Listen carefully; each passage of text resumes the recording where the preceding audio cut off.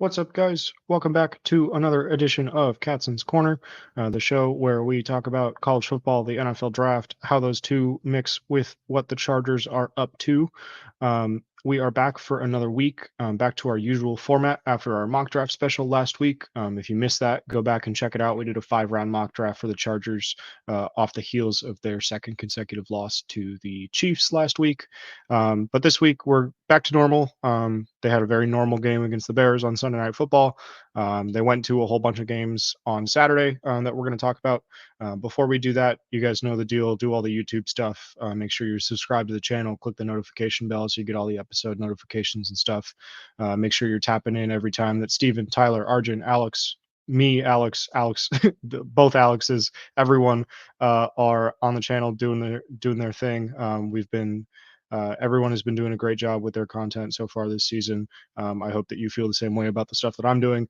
And yeah, if you want to follow me on Twitter, you can. It's just at Alex Katson, the way that you see it on the screen. Same spelling and everything should be in the description and stuff also, I assume. And yeah, we are going to get straight into it because we have a lot to talk about today. That says week 7, but it's week 9. I keep forgetting to change the header every time I make this new PowerPoint, but it's fine. um, the Chargers went to 4 different college football games on Saturday and also went and visited practice at one other team.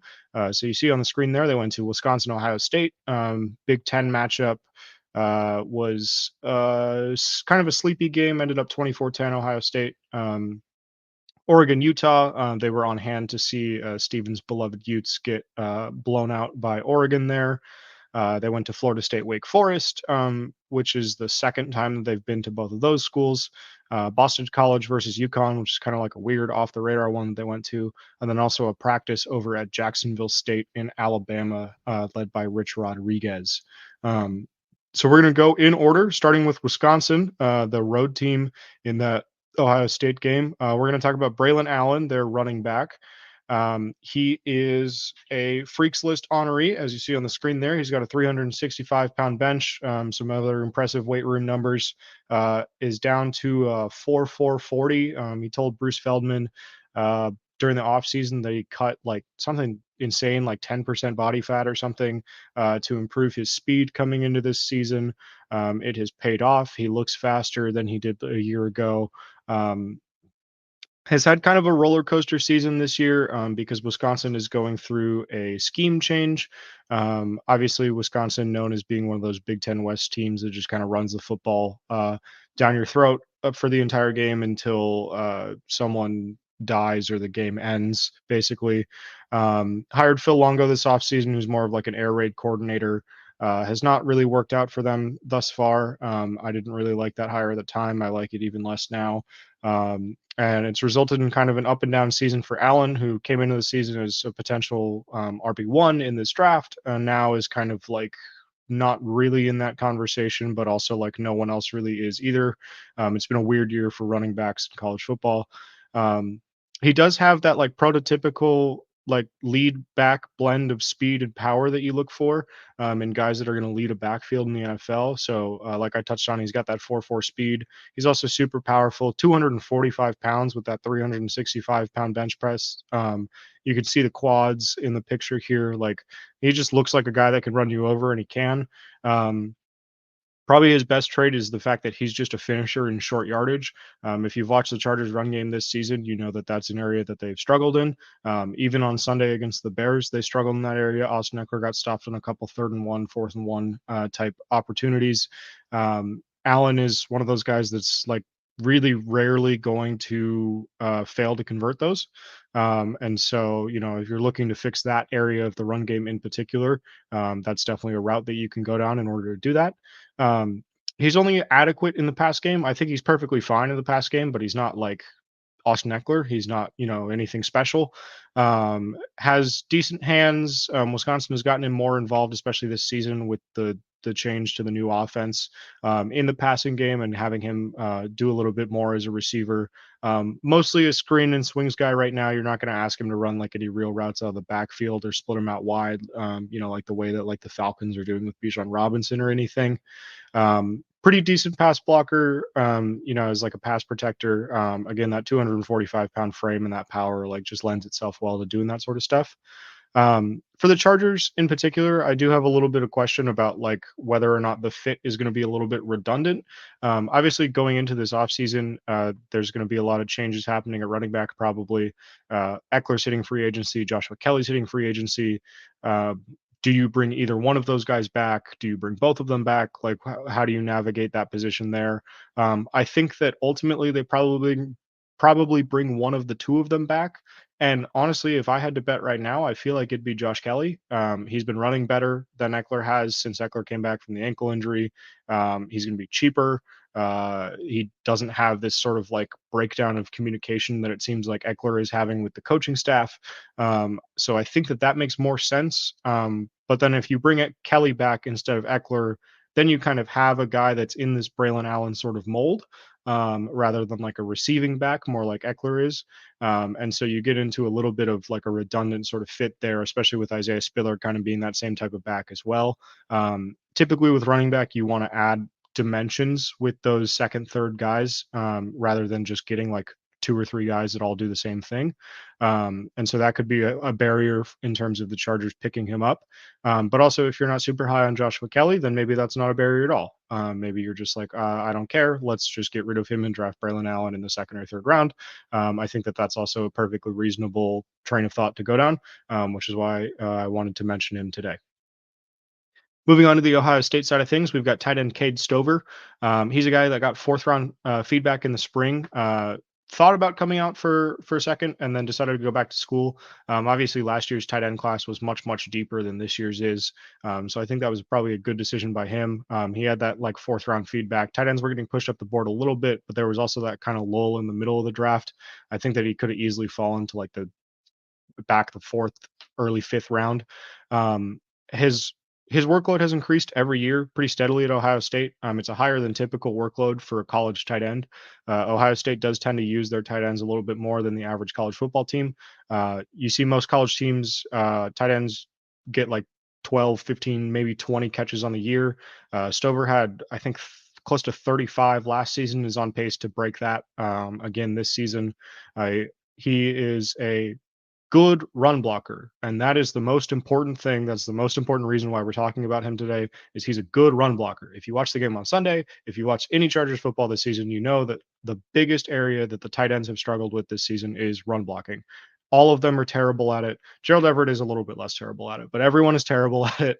The Chargers need someone that can block effectively. Stover is that guy. He's going to be an effective blocker from day one in the NFL, even if he's not productive as a receiver necessarily. That makes him not necessarily a super sexy draft pick, but someone that's going to be very useful, especially for a team like the Chargers. When he does get the ball in his hands, he's kind of like that bulldozing yak threat. Like if you think about the way that like it looks when Donald Parham gets the ball in his hands, or even Gerald Everett, on kind of those like shallow drag crossing routes, and then he just kind of like pinballs off like three or four guys because he's just bigger. That's kind of how Stover operates as well. He's forced 15 missed tackles over the last two seasons, so a pretty decent player in that regard. Does have shaky hands at times. PFF only has him at 2 drops in his career. I swear I've seen more than that on his tape. There's a couple where it's just like it should be an easy catch and he makes it more difficult than he needs to. That's going to be something that he needs to work on a little bit. And then also in the receiving game, he's just missing a little bit of that more like savvy feel, for gaps in zone coverage that you expect from like a tight end, especially one that has as much playing experience as he does in big time college football. Not the biggest knock in the world, but also something where, like you want your tight end to be able to sit in zone and find those soft spots. If you think about like a Jason Witten type for the Cowboys back in the mid 2000s, mid 2010s, like that's always what you want your tight end to be able to do, especially if they're not going to be like this big vertical, like athletic threat like some of these modern guys are now. Stover is not that sort of athlete, and so you want him to be that sort of like zone finder guy, and that feel just isn't quite there yet either. Moving on to the Oregon Utah game, we've got center Jackson Powers Johnson for the Ducks. He's a guy that a couple of you asked me about this season already. He's had a pretty good season. Only a true junior this year, so he may not even come out. Centers, especially, are pretty difficult to project. A lot of those guys, regardless of their draft feedback, end up going back for a senior year. It's one of the only positions where the NFL seems to value experience over traits a lot of the time, because it's such a cerebral position. You want guys that have as much experience as possible. But Powers Johnson can play either guard or center. He's played both left guard and right guard, mostly when he was a freshman. Has kind of stuck at center in the last couple of years as he's developed into a starter. Super advanced in the run game. He's a road grader in the run game, bowls people over. Super great on reach blocks, combo blocks. Like it is super proficient at like that double team block at the line of scrimmage, and then the reach block to get up to the second level and seal off a linebacker to open up a hole. That's kind of his bread and butter, and Oregon's bread and butter as well. That's kind of set up Bucky Irving for a lot of these big runs that they've had this season. Um, Struggles a little bit more in the pass game, and honestly a little bit more than I thought he did, upon just kind of like watching his games live. But going back and just checking out some of the tape that I had available, was a little bit surprised at like how much he was struggling in the pass game comparatively. Oregon hasn't allowed a ton of pressures this season. Powers Johnson is a big reason for that. He's not like terrible in pass game or anything, but I do think that he's better on his initial set than he is resetting. A lot of times, if guys get a move out off on him, kind of swipe his hands away. He's a little bit slow to replace those hands, a little bit slow to get back in position. Doesn't always necessarily lead to a loss, but does kind of like give you some questions about how he's going to hold up in the NFL. And overall, I think he's just a better short area blocker. Struggles a little bit in space. I think he's agile enough that you can pull him occasionally, have him get out in space on some screens and stuff every now and then, but it's not something that you want him to be doing a ton. And with the way that the Chargers offense is, they don't ask the center to do that a ton. It's mostly the guards that they ask to do that, and so I think that that's fine. Um, Obviously, someone who is going to be a little bit bigger of a point of emphasis, just kind of the position in general, center. With the comments about Corey Linsley today, today being Monday. If you saw any of the quotes that Brandon Staley gave or anything, it sounds like Corey Linsley is probably closer to retiring than coming back, with that heart issue that he's on the non-football illness list with. And so center is going to be a huge point of emphasis for the Chargers going forward. We're going to start trying to talk about some more of those guys because it's going to be a big need coming up in this draft. Moving over to the Utah side, I would be sick to my stomach if I did not get a chance to talk about Jonah Ellis, the edge rusher for the Utes. He has been fantastic this season. One of the leaders in the country in sacks. His pass rush win rate is up at the very top of the leaderboards in college football. He's been incredible this season. And frankly, it's insane to think about, like, if Utah came into this season healthy, he wasn't even going to be a starter this year because of the talent that they have on that defensive line. A couple injuries paved the way for him to get a chance, and he is taken that chance and run with it so far this season. Again, only a true junior, so it's possible he goes back to school for another year at Utah. But this is a guy who's got NFL bloodlines. His dad played in the NFL for a decade. His dad, Luther Ellis, defensive tackle, played with I know the Broncos and one other team. I think was in the NFL for, like I said, like a decade. He's got three brothers that have played in the NFL. Cade Ellis is a linebacker with the Falcons. Christian Ellis is a linebacker with the Eagles. And then his brother Noah is a defensive tackle with the Eagles. I think he's on the practice squad as well. Has really broken out this season, like I said, has shown ability to win really everywhere there is. He's beating people inside. He's beating people outside. He's, using a variety of pass rush moves. He's kind of just like doing everything all the time. He's all over the place.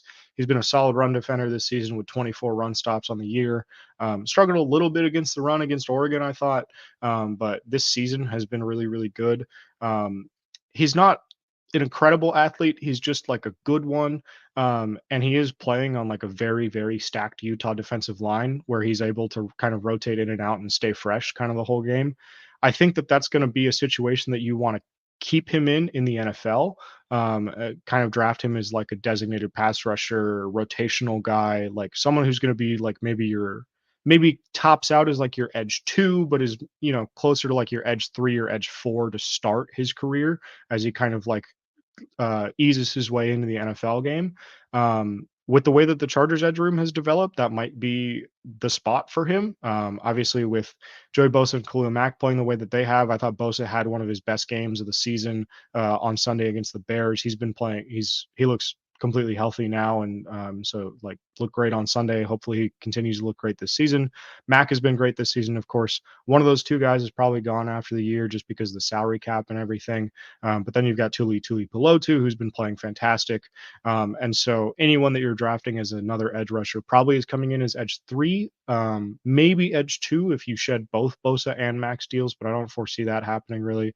And so Ellis is a guy who I'd look at probably in like the second or third round, I'd say is probably the range right now, as a guy who could come in, be that edge 3, and really like keep that trio running the way that it has this season so far. All right. Talking about Florida State,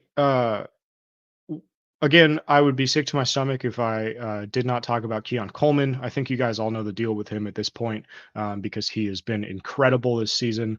Um, and I think it's so funny to think about the way that the draft works, right? Because this is a guy who transferred in from Michigan State, transferred in kind of late, got to Florida State in the fall. And before the season started, everyone was talking about Johnny Wilson, the Florida State receiver, as like this is the guy that's going to be wide receiver 2. You know, he's 6'7", he's got these incredible ball skills, had a great 2022 season. Like this is the guy who we're all focusing on as the first round player. Wilson gets a little bit banged up, and you pair that with the way that Coleman is played, and all of a sudden it's just like, nope, Keon Coleman is a top 10 pick. Johnny Wilson, cool, yeah, whatever. He's cool, I guess. But like Coleman, that's the guy. Um, and so it's just, kind of a nice little case study in just like the way that the draft happens, the way that opportunity comes about in college football. That sort of stuff is always cool to me. Um, Coleman is a guy who plays football and basketball. Played, I think it was 7 games for the Spartans under Tom Izzo his freshman year at Michigan State, before deciding to focus on football full time coming into the 2022 season. You can see some of that basketball background just in the way that he uh, catches the ball. Like he goes up for every catch like it's a rebound in basketball, and he's got that body control. He's got like these huge hands. You can see in this, even in this picture that I picked. This is the like fantastic catch he had against Syracuse in the first quarter of that game. Um, he's just a magnet for these circus catches. He really only needs one hand to make any catch on the field. Just like doesn't really matter where you throw it. He's got the biggest catch radius of probably anyone in college football right now. And a lot of that you can trace back to his basketball background. A lot of it is just like he's a basketball player on the turf. It's like the classic thing about like, oh, like what if LeBron James ended up playing football? It's like it would probably look a little bit like this. That's obviously a very lofty comparison. I think that Coleman definitely does have some areas where he can improve still. He's a little bit inconsistent effort wise as a run blocker. He's someone that should be good at that given his frame. He's a big guy. He's 6'4", 215, 220-ish. Really should be a better run blocker than he is. Just doesn't seem to be an area of the game that he really like takes pride in right now, which is fine, because he's so good at doing all of this other stuff that he really doesn't need to do that. Um, and then, like, as an athlete, just like you talk about acceleration, agility, like all of this stuff, he's a big time yak guy, really like a like one of one type player mold. Just because like you normally don't get these guys that are like these huge yak threats and also can go up and moss a guy and win a fade. Really like AJ Brown is like one of the only guys in the NFL that can do that. Um, the one concern I do have about Coleman as far as the Chargers go is that it's going to take a lot of investment in order for them to get him. Uh, he's going to be a top 10 pick, I think, by the time things are all said and done. Offense is by far the strength of this draft, especially at the top. If the Chargers are not picking in the top 10 and you're talking about going and getting Coleman, like trading up for him, um, that's a lot of investment to put into the wide receiver position. Obviously, you have Keenan Allen and Mike Williams on the roster. One of those two guys is probably off the roster after this season because of salary cap reasons. But you're still going to be paying at least one receiver $20 million. You just drafted a receiver in the first round in Quentin Johnston. You have Josh Palmer, who the team really likes, and has been productive and has been good. like that's a lot of resources that you're soaking up at wide receiver if you spend another first round pick, not to mention the capital it might take to trade up in order to get a guy of that caliber. And so that is, the one concern that I have just as far as the Chargers fit goes. Moving on to the Wake Forest side of things, we've got safety Malik Mustafa. He's a transfer from Richmond, FCS school. Spent 1 year there, didn't miss a single tackle there, and then ended up at Wake Forest. Between his bench, squat, and clean, he's a 1,300-pound lifter. Also has been tracked as fast as 23 miles per hour on the GPS. So this is a guy where if he comes out, he's got eligibility remaining, so he doesn't have to come out this year. But if he does come out, and if he gets to the combine, or if he goes to a pro day or something, this is a guy who's going to be rising up the process just because like the athletic testing is going to pop off the screen. He has never been penalized in his 4-year career so far, going back all the way to 2020 season in Richmond, 3 seasons at Wake Forest. Has never drawn a penalty, PI, holding, nothing. Like never penalized. Super clean player. More of a deep safety, I think, in the NFL, but does have some nickel flexibility. Wake Forest brings him down in the box to do some stuff as well. Um, he is an iffy tackler, to put it politely. In 2021 and 2022, he had a missed tackle rate of over 20%.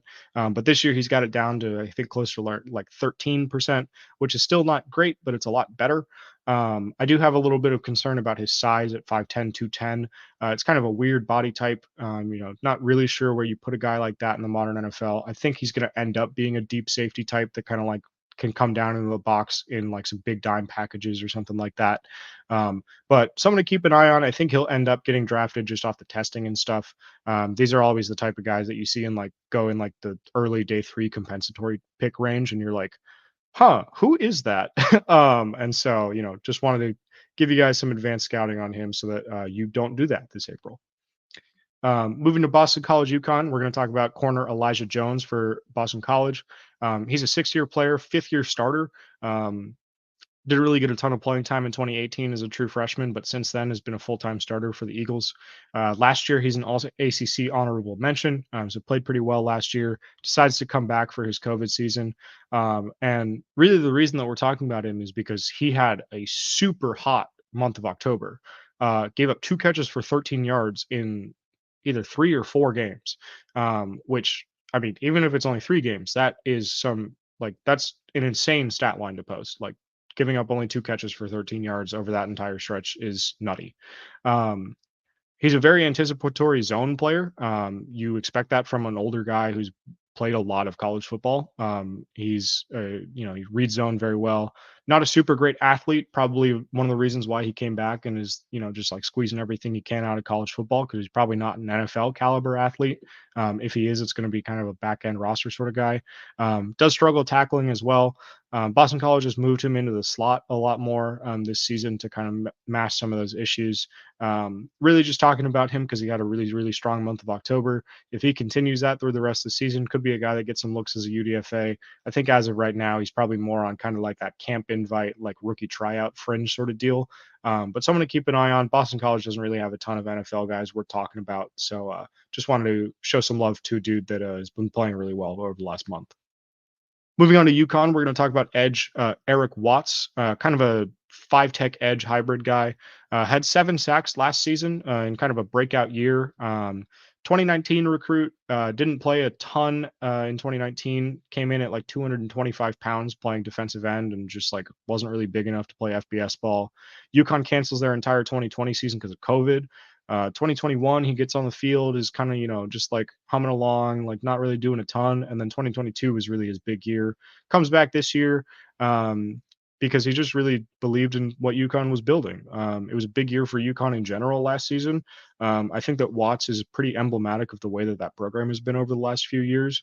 Got coaches and everything like before the season talked about him very highly, just in terms of like his character, a loyal guy who like had opportunity to go elsewhere, where especially after that season last year decides to stay at UConn, believe in what they're building, and has really been like a leader through kind of like these dark times of these last couple of years of the UConn program. 2019 was a rough year, 2021 bad year, 2022 a little bit surprising, they made a bowl game for the first time in a long time. 2023 been a little bit back down.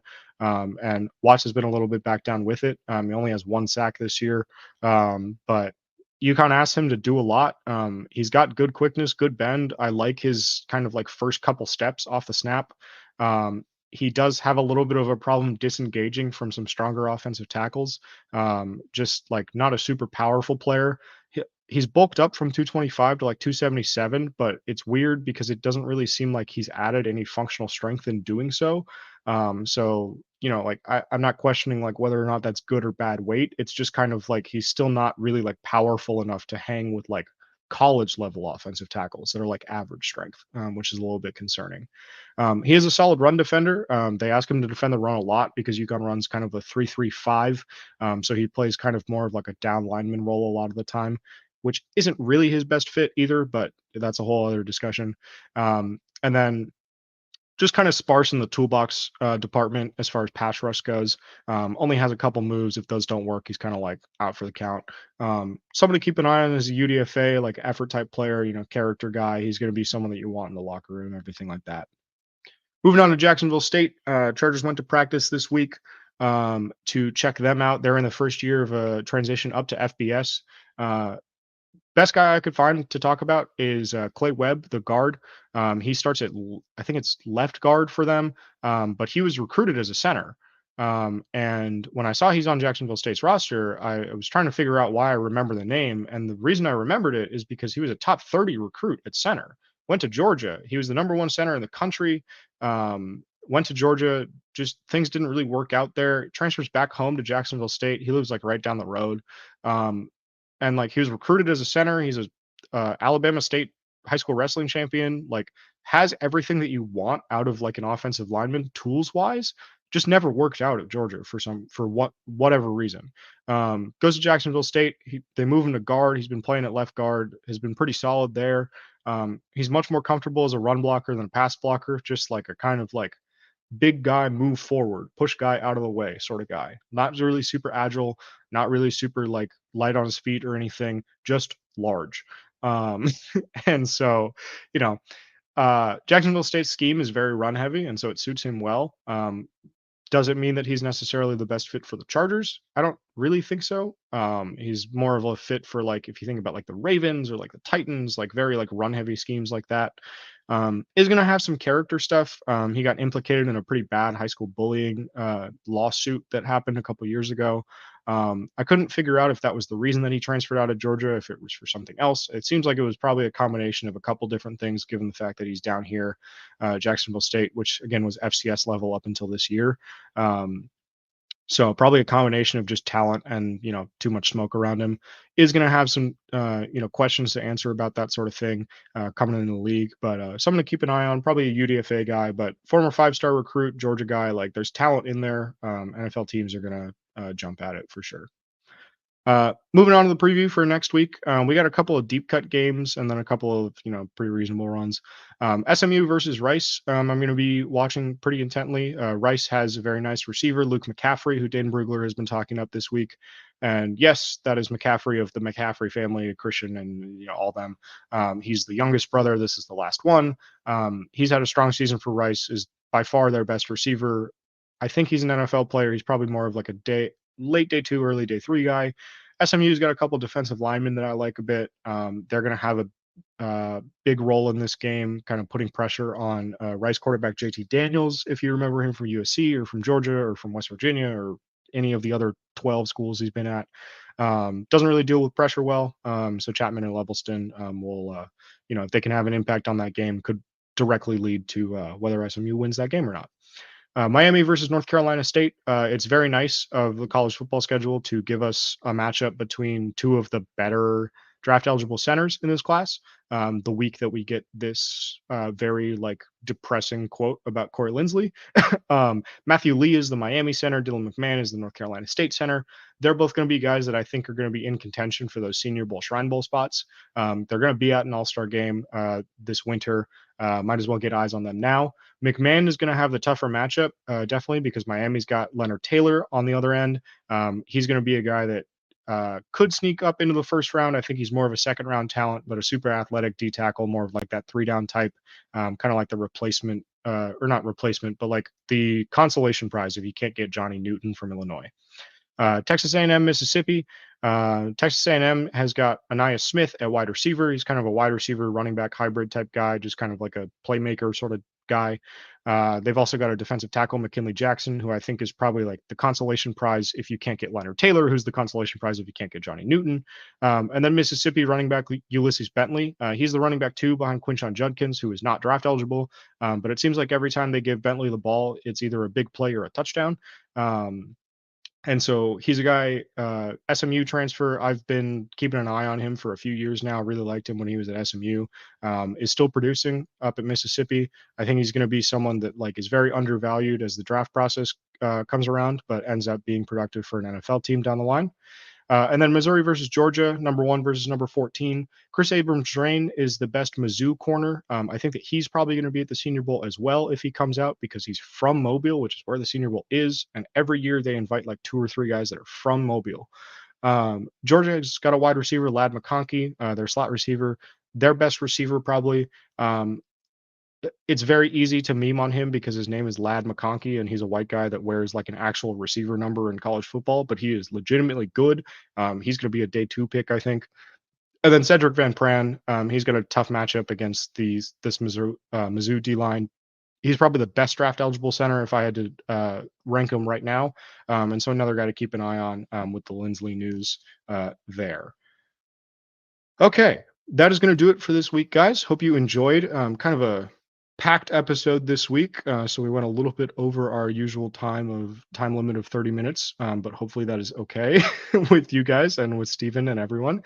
We will be back next week to talk about another week of college football, talk about what the Chargers have been doing, talk about players that they should watch, players that they've been watching, all that sort of stuff. And until then, I will catch you guys later. See you.